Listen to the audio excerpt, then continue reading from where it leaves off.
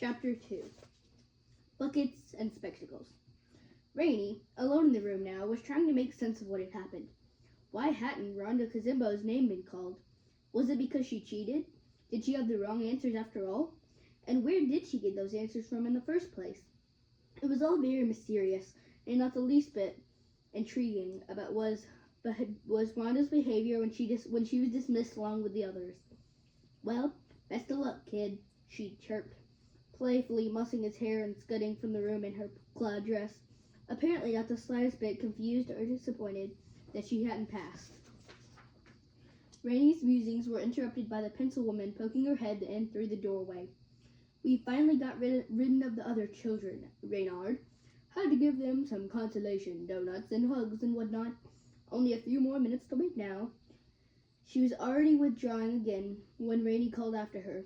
Excuse me, Miss, I'm sorry, you never told me your name. That's fine, Reynard, she said, stepping into the room. There's nothing for you to be sorry about. Rainey waited for her to give her name. Instead, she simply wiped donut crumbs from her lips and said, You had a question? Oh, yes. May I please telephone Mrs. Premio, my tutor? No one has any idea where I am. I'm afraid she'll be worried. Very good of you, Reynard, but don't worry. We've already called Mrs. Premio, so all is taken care of. The pencil woman began once again to retreat. Miss, she stopped. Yes, what is it now, Reynard? Forgive me for asking this, miss. I wouldn't ask it if it weren't important, but, well, you wouldn't happen to be lying to me, would you? Lying to you? I'm sorry to ask it, but you did tell Mrs. Premio this morning that I could use your phone, and then later you told me that there was no phone. So you see why I'm concerned? It's just that I don't want Mrs. Premio to worry. The pencil woman seemed unperturbed. That's a perfectly reasonable question, Reynard. A perfectly reasonable question. She gave him an appraising nod and made as if to leave. Miss, but you didn't answer my question. The woman scratched her head, and Rainey began to suspect that she was either a little deft or a little daft. After a moment, however, she said, I suppose you want the truth? Yes, please.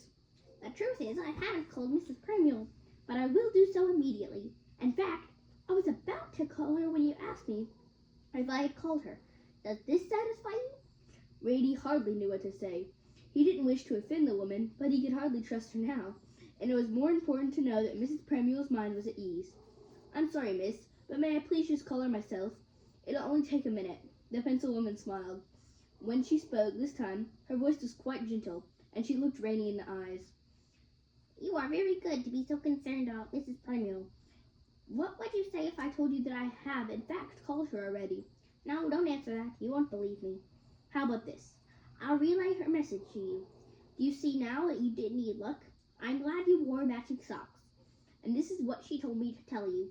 Are you satisfied? Before Rainey could make up his mind how to answer, she slipped out of the room, leaving him to puzzle over her mystifying behavior. The message from Mrs. Premio was obviously real, so why hadn't she told him in the first place? As he pondered this, he heard footsteps in the hall, followed by a timid knock at the half-open door. A young boy's face appeared in the doorway. Hello, the boy said, adjusting his spectacles. Is this where I'm supposed to wait? He spoke so softly that Rainey had to strain his ears to hear him.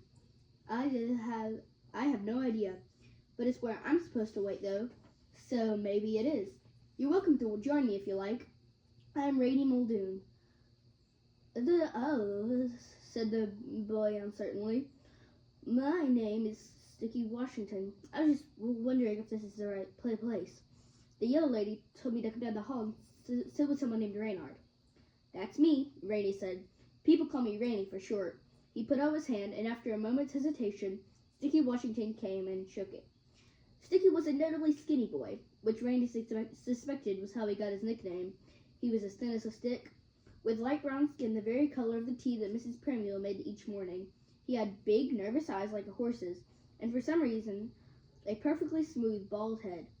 His tiny, wire-rimmed spectacles gave him the distinguished look of a scholar. A fidgety scholar, though. He seemed quite shy, or at least very anxious. Well, why shouldn't he be anxious? If he had been through what Rainey had been through that day. Are you here for the third test? Rainey asked. Sticky nodded. I've been waiting all day. I had to be here at 9 o'clock this morning, and the test was over 10.